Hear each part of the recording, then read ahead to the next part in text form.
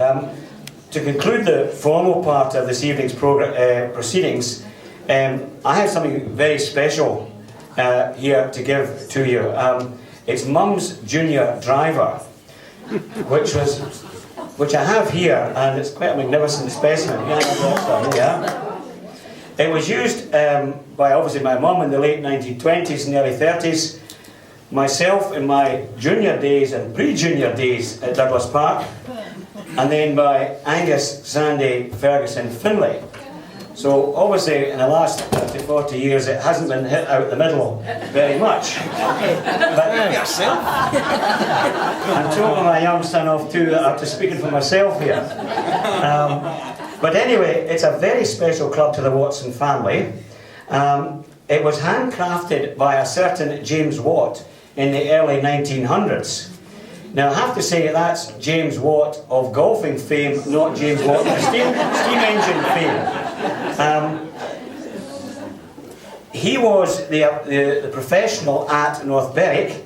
He was apprenticed to Willie Park Jr.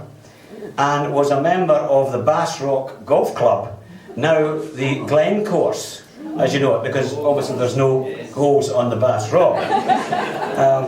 So it's, I think some of you might just know it as the East Course in North Berwick. So that was where James Watt, and he was an outstanding club maker, and Angus and I were talking about this and couldn't believe that it has his name on the face of the club, on the top of the club. James Watt won the Scratch Aggregate Medal in 1904 and 05 in North Berwick, and unlike most golf professionals, he actually found time and had the wherewithal to make his own golf balls. He could make you a top quality TT ball, that's tough and true to you and me, at 2 shillings, or he could make you an SS standard scratch ball, which had a thinner skin for lower handicap players. So quite an outstanding man. He had 3 brothers that lived nearby in Archerfield, but any highly respected professional and golf club maker, and he taught many people the game of golf. The most notable being local girl Jean Donald, who, to those of you of a certain age, will remember as the first lady professional in Scotland.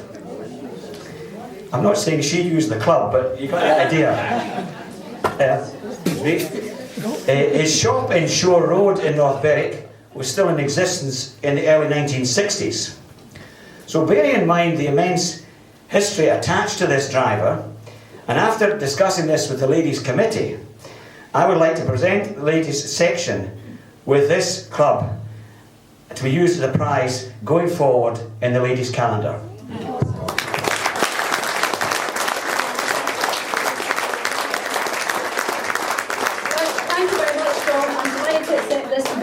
The ladies section, we will be playing for it next year. We have got something in mind, so lady members, you'll be able to play for it next year. Thank you.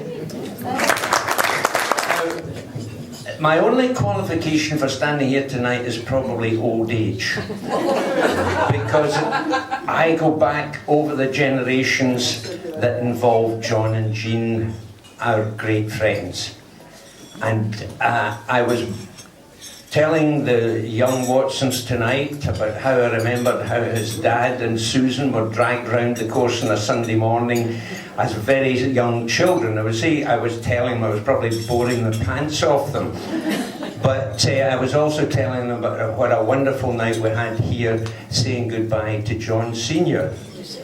And I think it'll be nice for both John's children and Susan's children to hear just what respect and warmth and cherish that their grandparents were held in, and what terrific people they were. And so for that, I'm very glad that John asked me to say these few words of thanks and to give the final toast to Jean Watson, a wonderful person, a great servant of the club, but also to combine it with John and Susan's name for giving us such a wonderful evening of remembrance. So thank you all.